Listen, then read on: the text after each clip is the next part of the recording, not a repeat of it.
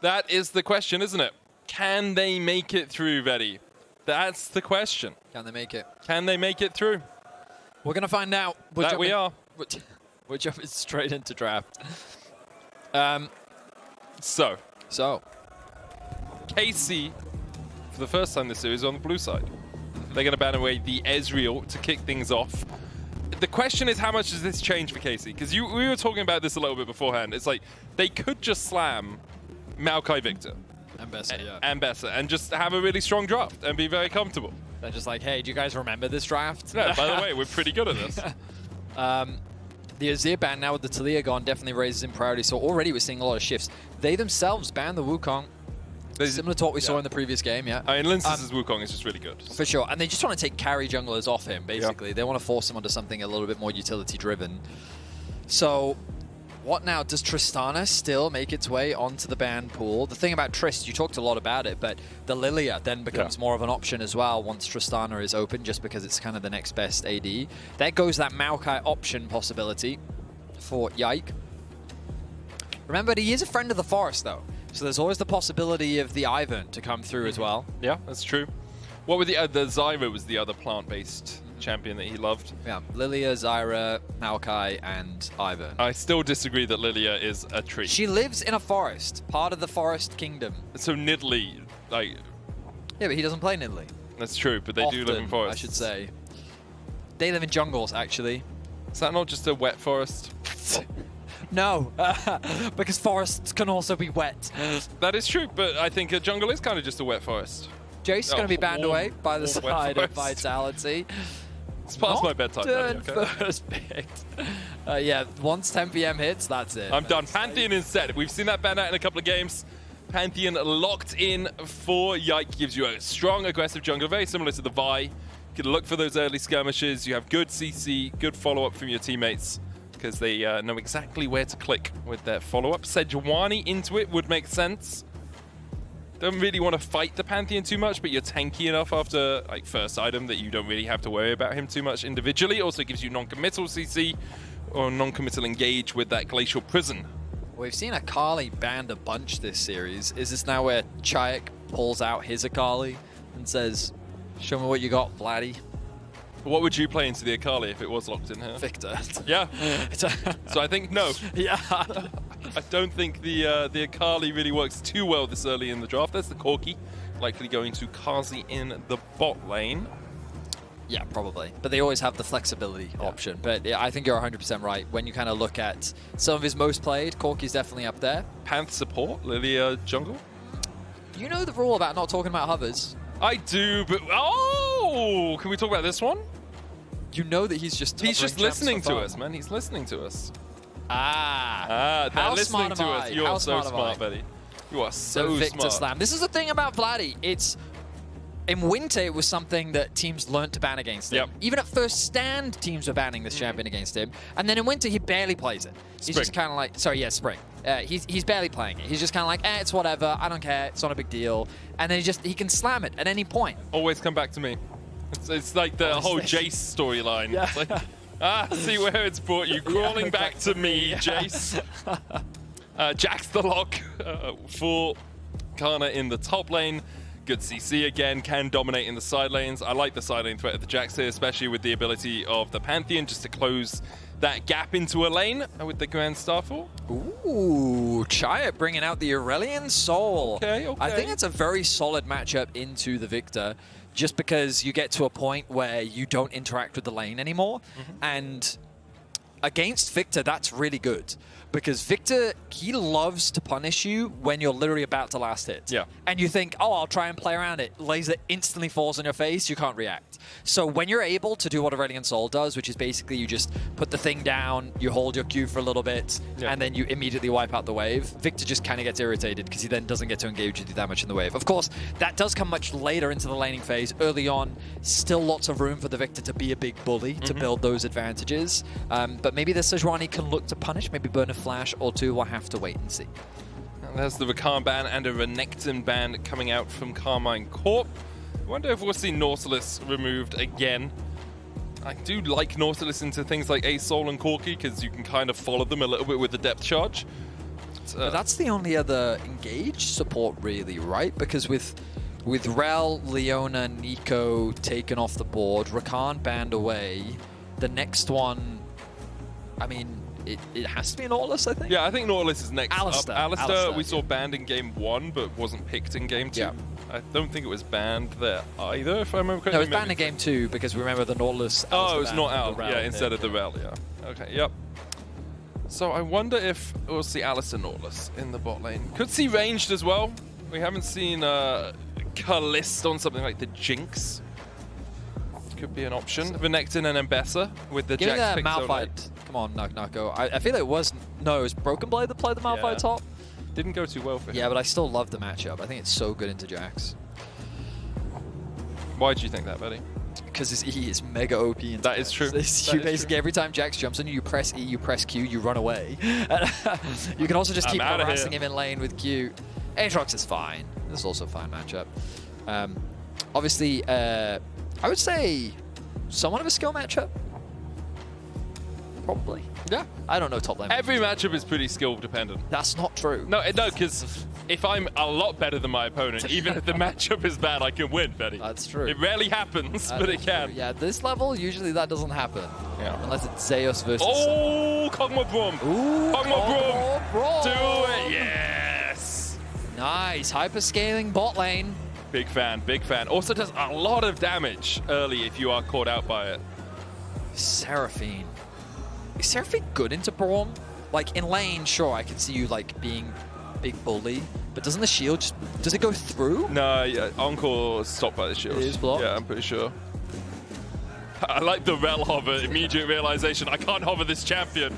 Instead, Nami is the lock alongside the Corki, so looking for a little bit more harass in that bot lane for Niski and Carzzy. I feel like this is like a Season 3 bot lane. Yeah, it's like Gatling Gun here, Tidecaller's Blessing, sweet.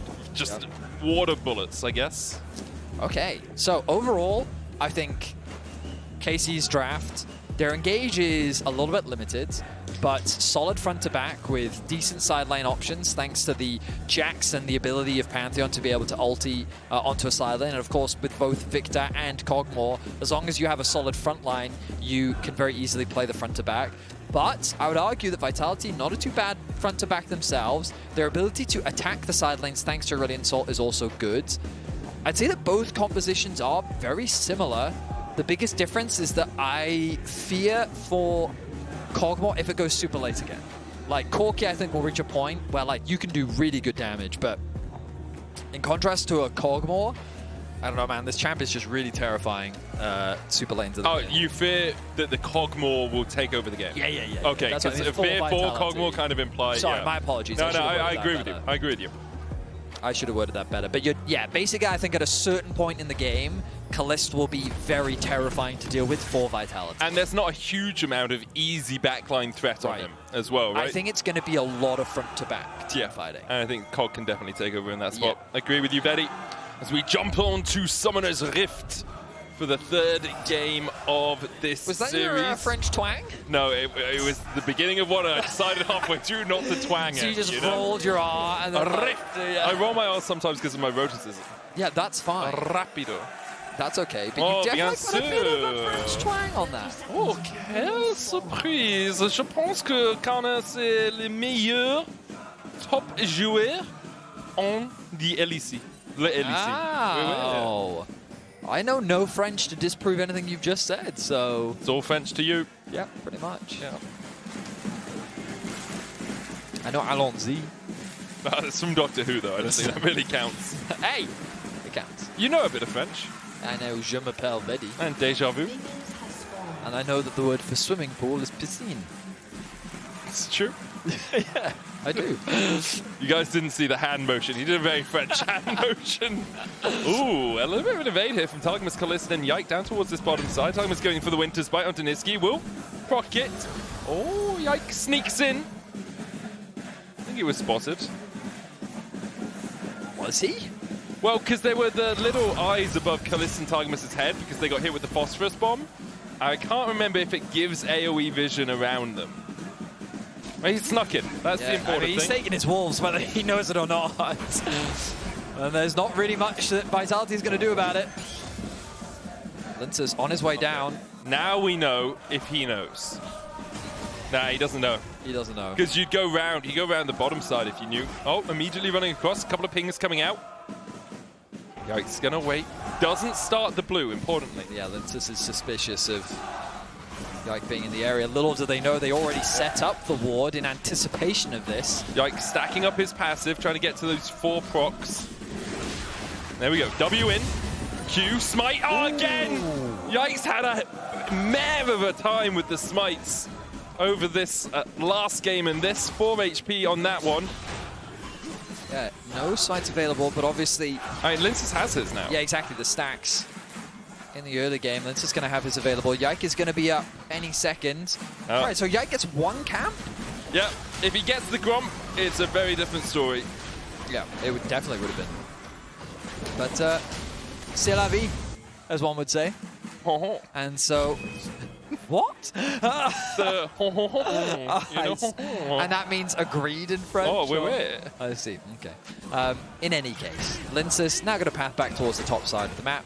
This does mean that bot lane should have full information that Lyncas isn't near, so they can play as aggressive as they want. Don't know how aggressive they're actually going to want to play, but they have the option should they so choose.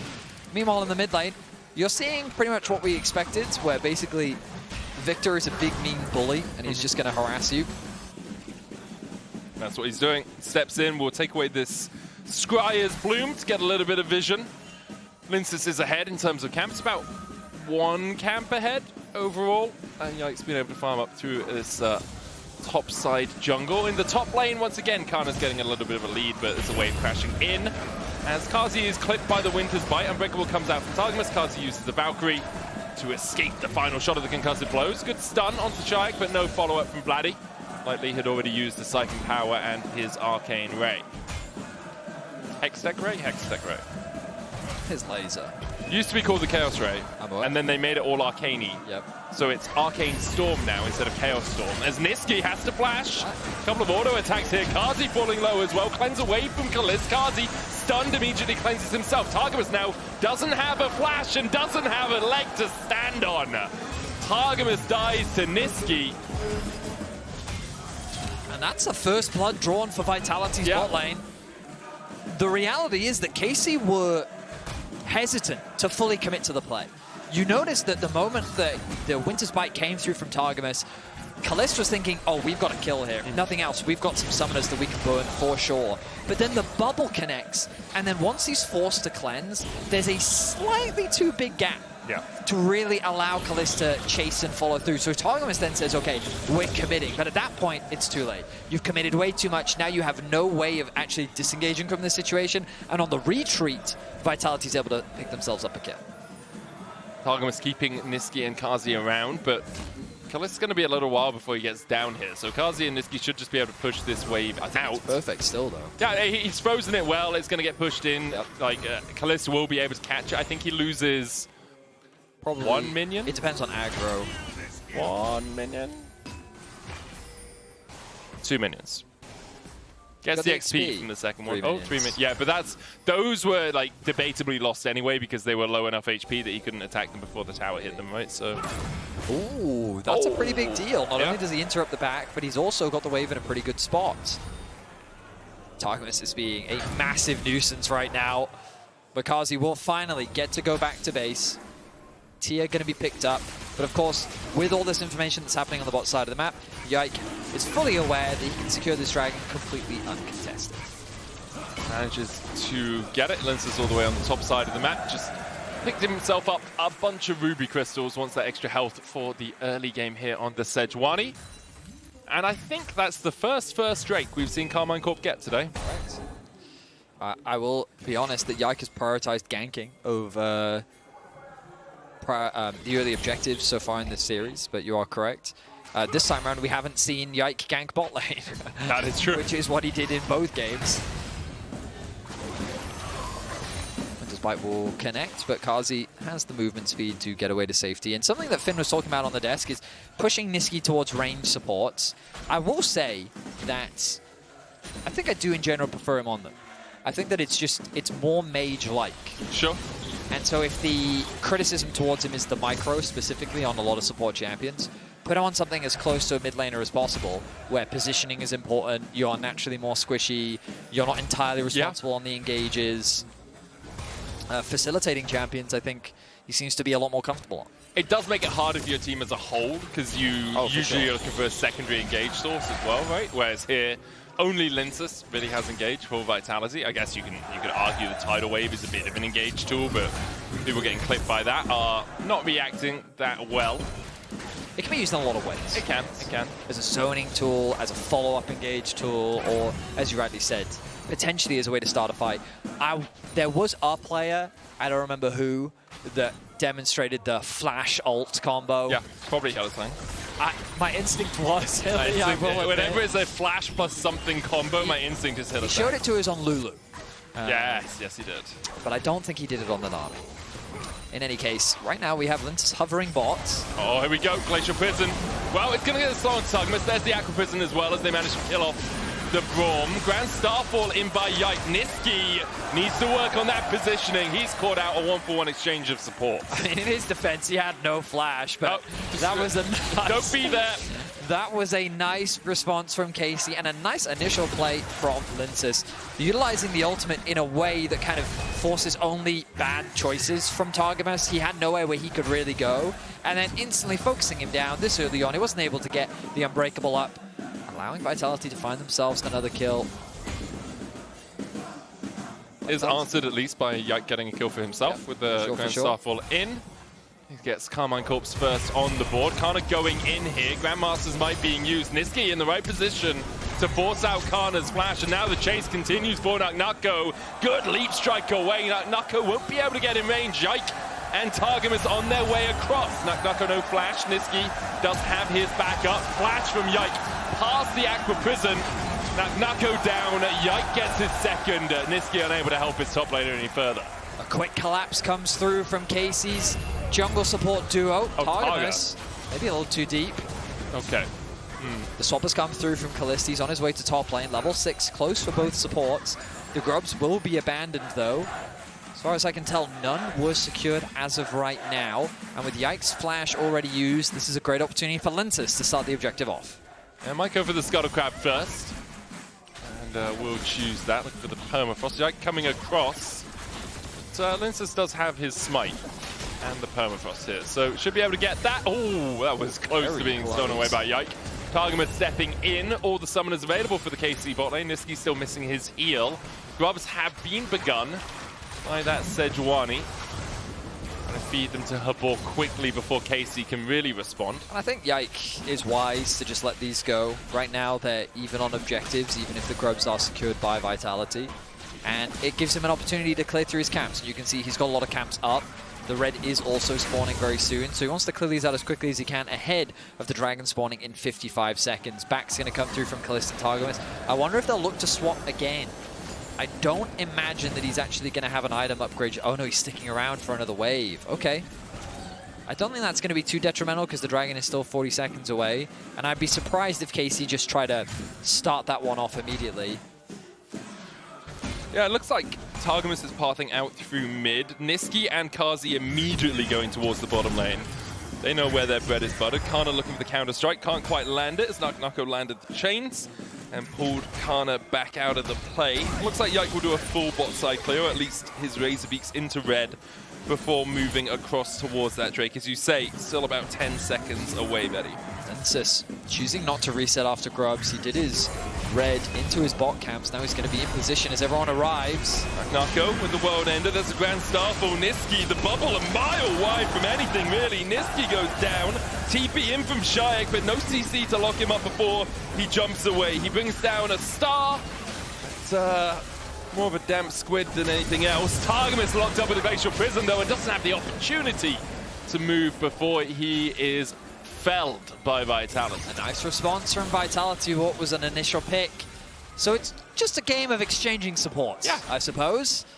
Niski very squishy on the Nami.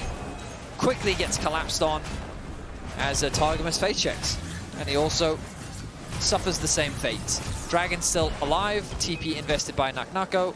As the two top laners continue to trade, nothing really going to be converted. So an interesting game where it's just simply a matter of kills trading back and forth. Objective very even. Ooh, the stun, very close. Is this a dive though? I think it is. I don't even think it needs to be a dive, Betty.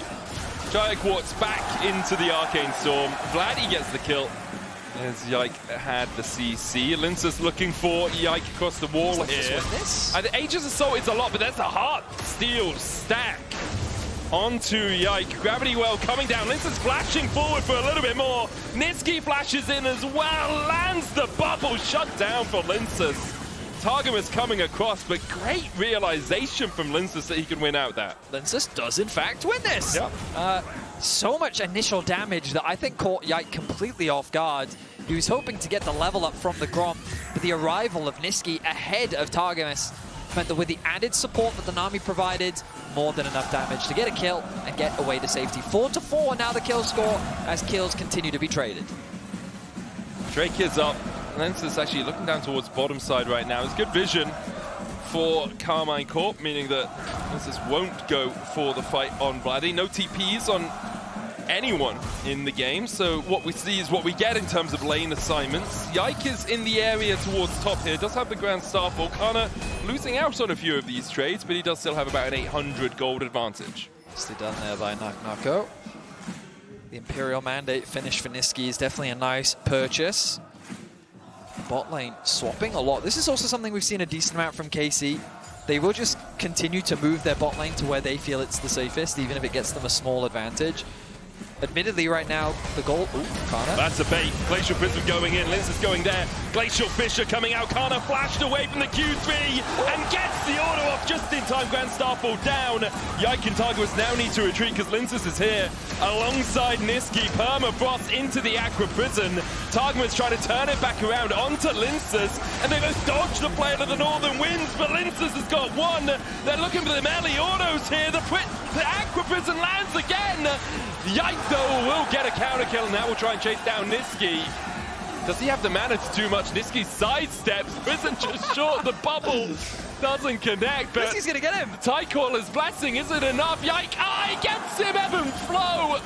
Ebb and no for Yike as Niski gets the kill. And it ends up being a 3-for-2 exchange in top. It was a 3-for-2, I think. It was. Nako died, Canna died, Yike died, Caliste died? Where did Caliste die? That's what's throwing me off. I was like, shouldn't we be even on kills? Because we were 4-4, then 5-5, and then it should be like 7-6. Yeah, Caliste died as well. So okay. Yeah, Canna died first. So this is where it starts. As you highlighted, it's a trap. Canna, though, plays it pretty well thanks to the arrival of Targamas. And this whole game is very much just junglers and supports grouping up and doing stuff. Targamas providing what value he can, and this was really nicely played by him. Connects the Winter's Bite, stands in between his both Niski and Lyncas to try and stop the support stuff coming through. And then Caliste on his roam up towards top, gets caught in the river. Oh, that was actually quite a close fight, but Czajek just picks up another kill. Oh, Yike goes in, Niski. That was spear fishing done right. I'm going to say that's how you don't use the tidal wave, right? It's a Pantheon in my face. Drake begun by Karmine Corp. Admittedly, the flash was committed by Yike. True. So that potential play is not going to be available for the next 5 minutes, but it will be a dragon secured. And I will say I'm loving the aggression we've seen from both junglers this series. Both Lyncas and Yike really putting their all, especially now that we've entered the mid-game. Items are being completed. There's the Blade of the Ruin King for Caliste. He's found himself in a bit of an awkward state here in the early game, moving around the map a lot, getting caught out by Czajek. But ultimately, both teams relatively even. Small goal lead in favor of KC just because the Jax has been able to build a pretty big lead, which has kind of been the name of the series for Canna. It's a sizable chunk of change for Canna as well. Like 1.2k ahead when he's, I guess it's about 30 CS, but a lot of plates picked up by him as well. And a kill, that is true, that is true. Yeah, as you say, has been the way the series has gone for Canna. Nako's had some really good team fights, especially in that game too, but in terms of laning, Canna still sits atop here, at least in this series. 500 gold lead for Karmine Corp as the Rift Herald has spawned, and they're going to try and take it down before Vitality can really answer, but Vitality do have the numbers coming through the mid lane, and Karmine Corp might have to back away. Targamas has Glacial Fissure available. Targamas looks very squishy with these items right now. TP, but it's already gone, no? Rift Herald secure. Czajek has the Skies Descend, that empowered ultimate, but no place to use it. Glacial Prison going out onto Vladi. There's the tidal wave follow-up. Yike trading towards the top side, and Nako will keep him in the midst of the fight. Yike's gonna fall. So Vitality do find one out of using that teleport. At the very least, they get a pick. But it doesn't really convert into much. You'll notice that Canna's already making his way towards the bot lane. Nako has the TP available to him, and Lyncas gonna move into Yike's jungle and steal away what camps he can. Canna with the TP available to him. Does he want to do something really cheeky No. here? TP back up, they have the Pantheon ultimate. It could crazy. Do the Baron! Oh wait, no, it's still 2 minutes before we can go for that play. Lyncas though, he's gonna be swatted out. He's gonna chase Pantheon forward ult. here. Lyncas flashes away from the Glacial Fissure. Pantheon ult is available, but Yike is respawn. he's still Okay, in I'm the getting base. ahead of the game. I'm getting ahead of the game. I get you, man. Obviously, as a Pantheon, he is, you know, a god, so you would expect him to be able to ult across the entire portion of the map. Is he a god? I thought the whole thing was he's a man. So he is, but Pantheon is a collection of gods. Yes. Like, you know, the Greek Pantheon, the Roman Pantheon. Yeah. Doesn't he become a god? Isn't that kind of the point? He climbs to the top of it and ascends to deity. But isn't that Or is like, he still I don't know, there's like human? a dual thing, isn't there? Yeah. He ascends a god, returns a man or something, or it's the other way around. I don't remember. It was a really good comic, though. It was. And he was also in the cinematic. He got booted off a mountain by Leona, I seem to recall. This is Targon. Thank you for that rendition. Oh, it was solid, right? Okay, so what have we got? Well, we got Targamas flashing onto Carzzy. Flash follow, cleanse from Carzzy to try and get away, but there's no escape for him. Nice flash there by Targamas. He's done that a few times this game, and often it hasn't worked out. Yeah, I will so admit. that's the one where he's tricked them the entire game till this It's point. a long play. Yeah. Rift Herald used towards the mid lane to try and take down this tier 1. Nako here to defend alongside the rest of Vitality, and they'll manage to do so. The Singularity grouping up those minions, and then the Breath of Light just working Canna through once it. again finds himself in a side lane, chipping away at these towers. I should say chunking away at these towers. He looks like a demolition ball the way he knocks that one down. First tower of the game goes in favor of KC. Yeah, those are the sort of chips you get at one of your local fish and chip shops rather than McDonald's fries or something, you know? Chunky chips coming out from Canna there. I had no idea where you were going with at the start, and then you rounded it out with that. Yeah. Well done. Thank you. Vladi, are you scared of Nako? Nah. You're right, he's not. Should he be? Nope, because Also not. Caliste's here. Here we go. Open up. Knock, knock. Open the door. It's Caliste. Knock, knock, open up the door. It's the start to a song, Vedi. And I realize I can't say any of the rest of the words of that song. It's XCOM, give it to you. It's late, guys. It's way past his bedtime. He should be asleep right now. Oh my goodness. I could say the next couple of lines. It's nothing inappropriate. So. Anyway. But for now, what are we waiting 18 on? seconds, Yeah, dragon. on a dragon. You're On right. a dragon. Canna is exceptionally strong. Exceptional. One could say that if there were a League of Gentlemen, he's extraordinary enough to join them. Oh, nice. Given his itemization. He's going to get himself another tower. He can choose the base. And I wonder if he can get a cheeky upgrade in. Oh, no, they're just going to get the dragon. Never mind. I mean, I think KC kind of gave this one up. It looks like it, yes. I was already setting up in my head. I was like, okay, he's going to go back, TP, ready for the fight. And instead they're going to be like, right, okay, you take dragon, we'll take Aatrox. Yep. There we go. I will say, I don't think Aatrox is that big of a deal. That's my take on it. You say that to his mum. Okay. His mum loves him. Okay. His whole, I her didn't say whole that he world. wasn't doing his best. That he's not that big of a deal. I just... He worked hard to be on the Rift, Eddie. Okay. Did he? Yeah. I mean, his last two jobs, he failed miserably. He didn't like them at all. Okay. But now we get into the lore of Aatrox, where he was a big soldier and then possessed by a demon or something, No, I was right? more Like- talking about first he Yeah. revived people and then he made a bunch of flowers. So he tried first, he worked in a Okay, morgue, this is, yeah. and then he worked as a florist. Okay. And now, What type? He's still a I florist. don't know what his He's profession would be still a defined florist. as. he's a farmer because he harvests all the petals. Or a gardener. Yep. Yeah. There you go. The evolution of... It just goes to show that you can do anything if you put your mind to it.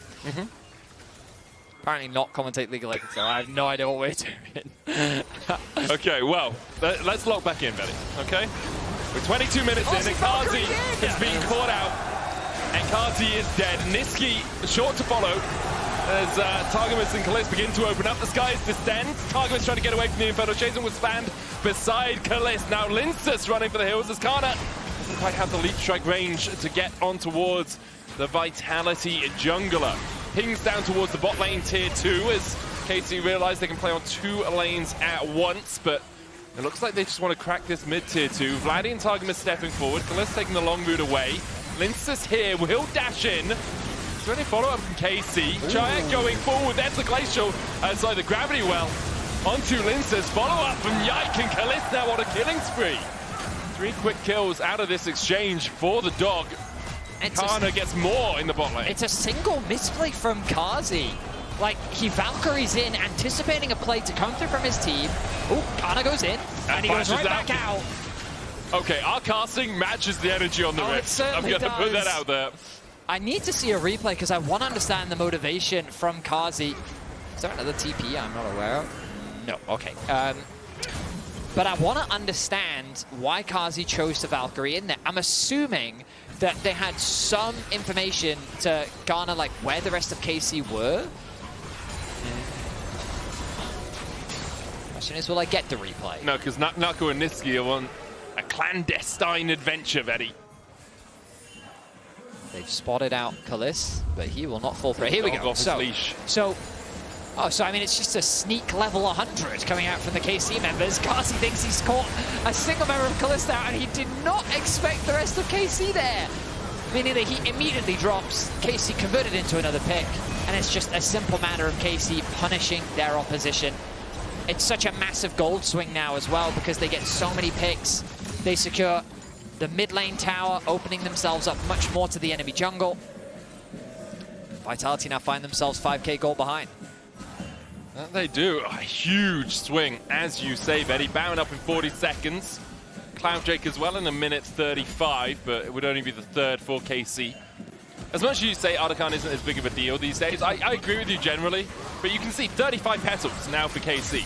That's a lot of extra experience they've been able to gain. Unbreakable coming out from Targamas. Fisher splits the uprights. Niski going in as well as Nako tries to dive onto Caliste on the back line. Needs another auto attack to take down the dog, and he won't get him. Caliste survives.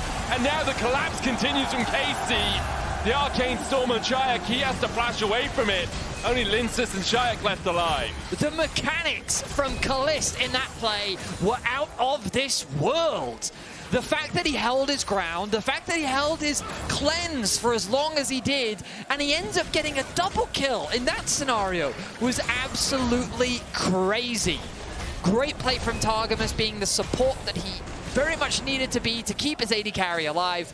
And while the supports were very much the target throughout the early game, Targamas comes up clutch here towards the end as KC set their sights on the Baron and look to claim firm grasp over game 3. It's going to be 9k in gold when they get that Baron. Have another look at this. Targamas gets in, jumps on Caliste as quickly as possible. Yeah, and so that's why he chooses not to cleanse. So that was crucial because Aatrox finds a flank angle onto the back, so he uses his cleanse here. But look, he's actually going to land the auto attack onto Niski and the Q and then turn his attention back. Truly min-maxing his damage output there to maximize the kills he can get as the rest of KC chase for more. Manages to survive as well, which is just insanity, let's be honest. Now a 9,000 gold lead for KC, 2.5 minutes on the clock of that Baron buff. There's a Drake up for them as well if they want to try and do this by the numbers, but they have such a massive advantage. 2.5, almost 3 items on Vladi. Yike, I think, is sitting at 3 completed. Vitality have to back away from the Drake. Question is, how many waves can Karmine Corp play on? You can see the pings happening towards the top lane wave. They're like, we can play off this one. That's where Vladi is moving up to right now. They've already pushed through mid, so they're looking for the tier 2 in top of this sequence. Targamas will step in towards that red side, get a little bit of vision down, and then they're going to play off this wave as I think Canna will likely catch the next mid wave.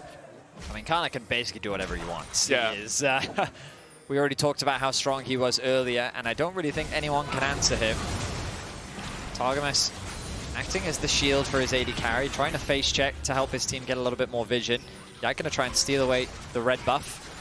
You kind of have to play on 2 waves if you're Karmine Corp, though, because of the singularity. Like, there's too much wave cliff and vitality for you to effectively play just 1 lane. Now, because they have to split up a little bit here with Canna drawing attention towards the mid lane inhibitor, then Karmine Corp can push through mid and actually get push through top, and actually get some damage down. With there being no wave on mid right now, I expect this wave in top's going to be cleared out pretty sharpish. That's the ulti available. The wave clear is just not enough. The double cannons chipping away at the HP of the tower. As well, Canna in mid lane. I mean, Vitality just don't have the wave clear needed to defend their base. Man down as well right now as Nako pushed through the bot side. Canna goes in, lands the stun onto Czajek. They're looking for the follow-up. Skies descend. Does manage to get the knock up on a couple of members of Karmine Corp, but not much doing there for Czajek. It was more defensive than anything else. Now, Karmine Corp did push too greedily in game 2 and cost themselves the game in the end. Targamas now dashing forward. Singularity on Caliste. Nako going in, but he's stunned immediately as Caliste goes unstoppable. Karmine Corp still a man to the good. Caliste down at half HP though. Have a huge amount of life steal. There's a Grand Starfall as they dive towards the back line.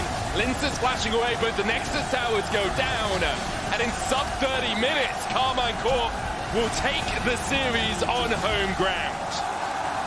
A single good fight in the mid lane was all they needed to close this one out. A small mistake from Carzzy, thinking he had caught Caliste in the mid lane, ended in disaster. As Caliste pops off, Yike's aggression is untempered, and Targamas keeps his team alive. 12k gold is the advantage to round things out. KC start the weekend off with a win. And be very happy with that overall as well. For Vladi, 2 games in this series without deaths. Went 10-0, 10, 1-0, 5. Continues to impress in that mid lane.